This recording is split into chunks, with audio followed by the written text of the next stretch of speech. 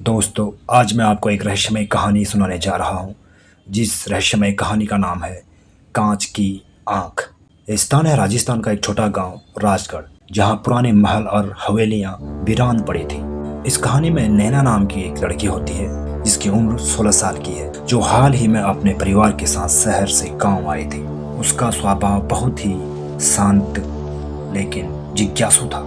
जब नैना अपने दादा दादी के पुराने हवेली जैसे घर में रहने आई, तो उसे वहाँ कुछ अजीब सा लगा।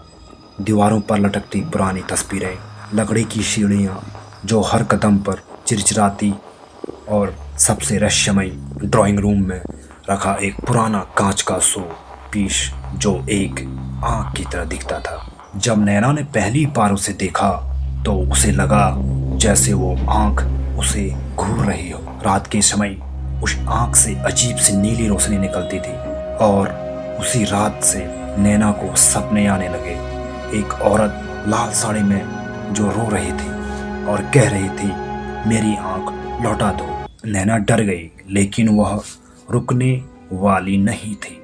उसने गांव के बूढ़े पुजारी से पूछताछ की। उन्होंने बताया कि दशकों पहले उसी हवेली में एक औरत की रहस्यमय मौत हुई थी। कहा जाता था कि उसकी एक आंख बहुत दुर्लभ पत्थर की थी, नीलम की आंख, जिसे किसी ने चुरा लिया था।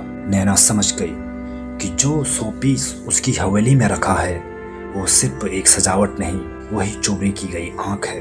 एक रात नैना ने वह कांच की आंख उठाई और उसे उस औरत की तस्वीर के सामने रखा। अचानक पूरा कमरा नीला रोशनी से भर गया। घड़ी रुक गई। रोशनी में वही औरत दिखाई दी। उसकी आंख पूरी होते ही उसने मुस्कुराकर कहा, अब मैं मुक्त हूँ, और फिर वो गायब हो गई।